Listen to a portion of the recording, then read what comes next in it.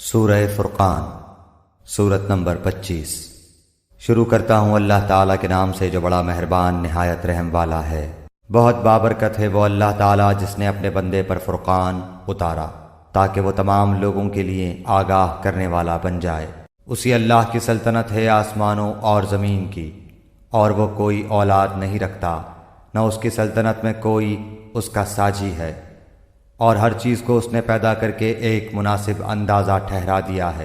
ان لوگوں نے اللہ کے سوا جنہیں اپنے معبود ٹھہرا رکھے ہیں وہ کسی چیز کو پیدا نہیں کر سکتے بلکہ وہ خود پیدا کیے جاتے ہیں۔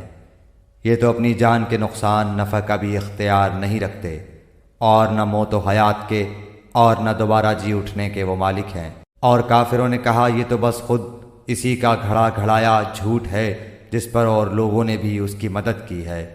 دراصل یہ کافر بڑے ہی ظلم اور سر تاثر جھوٹ کے مرتکب ہوئے ہیں، اور یہ بھی کہا کہ یہ تو اگلوں کے افسانے ہیں جو اس نے لکھا رکھے ہیں، بس وہی صبح و شام اس کے سامنے پڑھے جاتے ہیں۔ کہہ دیجئے کہ اسے تو اس اللہ نے اتارا ہے جو آسمان و زمین کی تمام پوشیدہ باتوں کو جانتا ہے، بے شک وہ بڑا ہی بخشنے والا مہربان ہے۔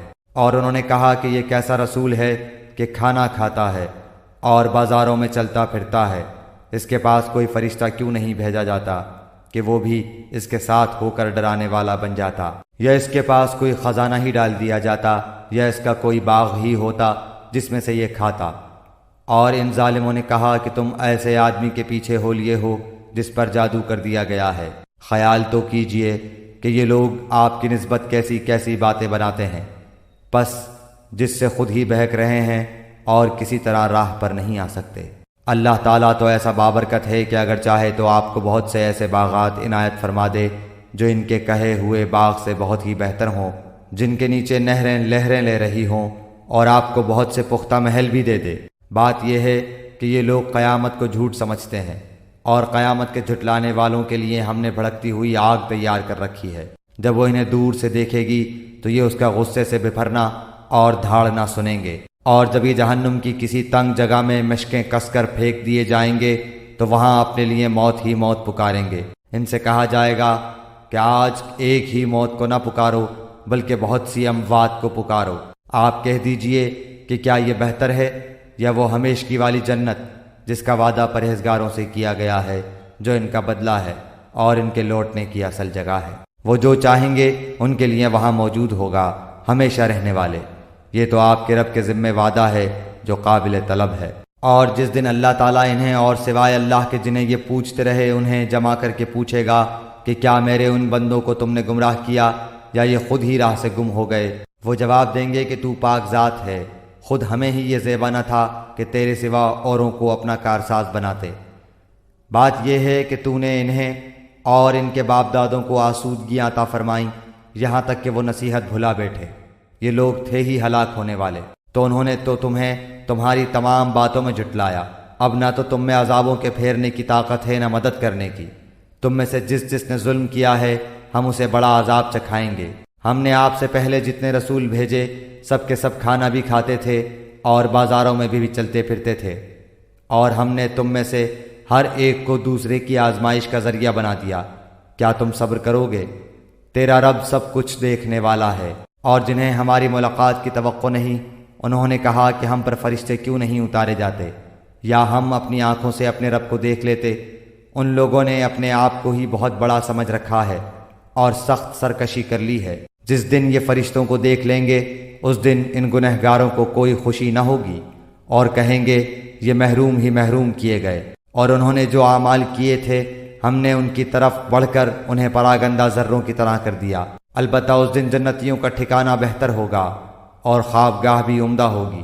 اور جس دن آسمان بادل سمیت پھٹ جائے گا اور فرشتے لگاتار اتارے جائیں گے، اس دن صحیح طور پر ملک صرف رحمان کا ہی ہوگا، اور یہ دن کافروں پر بڑا بھاری ہوگا۔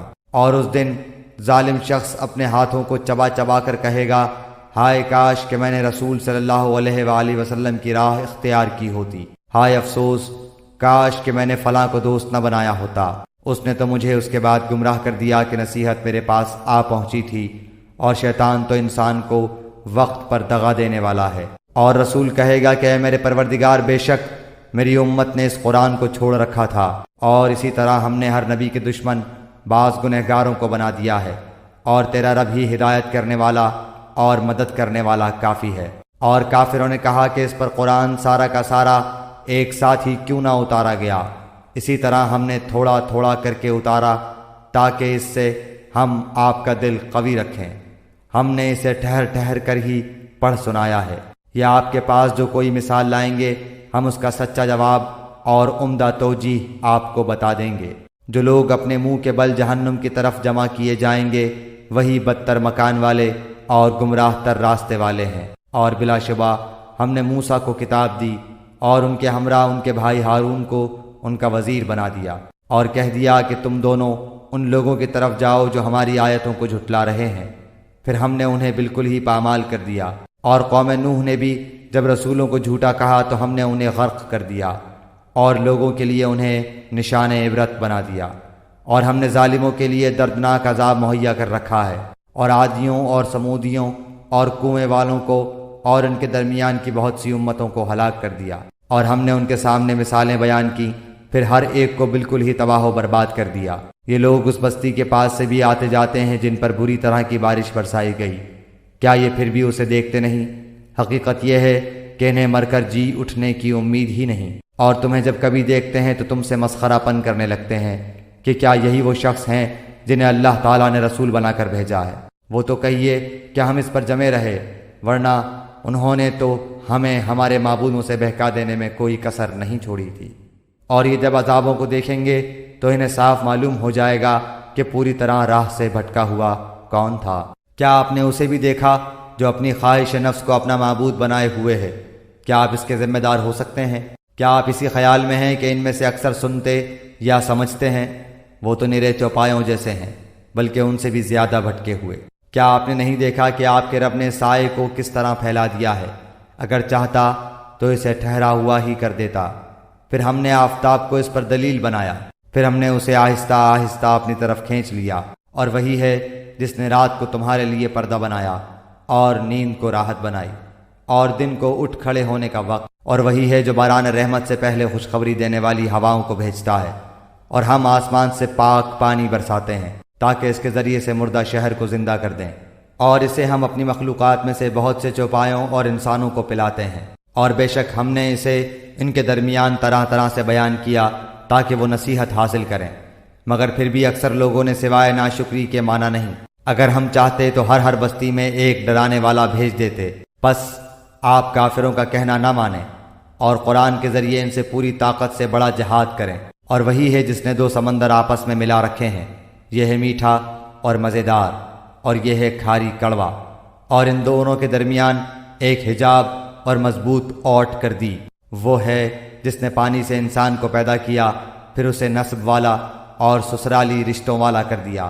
بلا شبہ آپ کا پروردگار ہر چیز پر قادر ہے۔ یہ اللہ کو چھوڑ کر ان کی عبادت کرتے ہیں جو نہ تو انہیں کوئی نفع دے سکیں نہ کوئی نقصان پہنچا سکیں، اور کافر تو ہے ہی اپنے رب کے خلاف شیطان کی مدد کرنے والا۔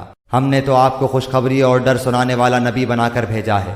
کہہ دیجئے کہ میں قرآن کے پہنچانے پر تم سے کوئی بدلہ نہیں چاہتا، مگر جو شخص اپنے رب کی طرف راہ پکڑنا چاہے اس ہمیشہ زندہ رہنے والے اللہ تعالیٰ پر توکل کریں جسے کبھی موت نہیں، اور اس کی تعریف کے ساتھ پاکیزگی بیان کرتے رہیں۔ وہ اپنے بندوں کے گناہوں سے کافی خبردار ہے۔ وہی ہے جس نے آسمانوں اور زمین اور ان کے درمیان کی سب چیزوں کو 6 دن میں پیدا کر دیا ہے، پھر عرش پر مستوی ہوا، وہ رحمان ہے۔ آپ اس کے بارے میں کسی خبردار سے پوچھ لیں۔ ان سے جب بھی کہا جاتا ہے کہ رحمان کو سجدہ کرو تو جواب دیتے ہیں رحمان ہے کیا؟ کیا ہم اسے سجدہ کریں جس کا تو ہمیں حکم دے رہا ہے؟ اور اس تبلیغ نے ان کی نفرت میں مزید اضافہ کر دیا۔ بابرکت ہے وہ جس نے آسمان میں برج بنائے اور اس میں آفتاب بنایا اور منور مہتاب بھی، اور اسی نے رات اور دن کو ایک دوسرے کے پیچھے آنے جانے والا بنایا، اس شخص کی نصیحت کے لیے جو نصیحت حاصل کرنے یا شکر گزاری کرنے کا ارادہ رکھتا ہو۔ رحمان کے سچے بندے وہ ہیں جو زمین پر فروتنی کے ساتھ چلتے ہیں، اور جب بے علم لوگ ان سے باتیں کرنے لگتے ہیں تو وہ کہہ دیتے ہیں کہ سلام ہے، اور جو اپنے رب کے سامنے سجدے اور قیام کرتے ہوئے راتیں گزار دیتے ہیں، اور جو یہ دعا کرتے ہیں کہ ہمارے پروردگار ہم سے دوزخ کا عذاب پرے ہی پرے رکھ، کیونکہ اس کا عذاب چمٹ جانے والا ہے۔ بے شک وہ ٹھہرنے اور رہنے کی لحاظ سے بدترین جگہ ہے۔ اور جو خرچ کرتے وقت بھی نہ تو اسراف کرتے ہیں نہ بخیلی، بلکہ ان دونوں کے درمیان معتدل طریقے پر خرچ کرتے ہیں، اور اللہ کے ساتھ کسی دوسرے معبود کو نہیں پکارتے، اور کسی ایسے شخص کو جسے قتل کرنا اللہ تعالیٰ نے منع کر دیا ہو وہ بجز حق کے قتل نہیں کرتے، نہ وہ زنا کے مرتکب ہوتے ہیں، اور جو کوئی یہ کام کرے وہ اپنے اوپر سخت وبال لائے گا، اسے قیامت کے دن دوہرا عذاب کیا جائے گا، اور وہ ذلت و خواری کے ساتھ ہمیشہ اسی میں رہے گا، سوائے ان لوگوں کے جو توبہ کریں اور ایمان لائیں اور نیک کام کریں۔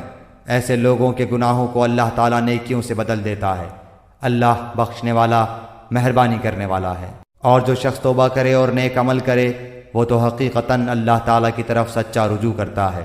اور جو لوگ جھوٹی گواہی نہیں دیتے اور جب کسی لغو چیز پر ان کا گزر ہوتا ہے تو شرافت سے گزر جاتے ہیں، اور جب انہیں ان کے رب کے کلام کی آیتیں سنائی جاتی ہیں تو وہ اندھے بہرے ہو کر ان پر نہیں گرتے، اور یہ دعا کرتے ہیں کہ اے ہمارے پروردگار تو ہمیں ہماری بیویوں اور اولاد سے آنکھوں کی ٹھنڈک عطا فرما اور ہمیں پرہیزگاروں کا پیشوا بنا۔ یہی وہ لوگ ہیں جنہیں ان کے صبر کے بدلے جنت کے بلند و بالا خانے دیے جائیں گے، جہاں انہیں دعا سلام پہنچایا جائے گا، اس میں ہمیشہ یہ رہیں گے، وہ بہت ہی اچھی جگہ اور عمدہ مقام ہے۔ کہہ دیجئے اگر تمہاری دعا التجا پکارنا نہ ہوتی تو میرا رب تمہاری مطلق پرواہ نہ کرتا، تم تو جھٹلا چکے، اب ان قریب اس کی سزا تمہیں چمٹ جانے والی ہوگی۔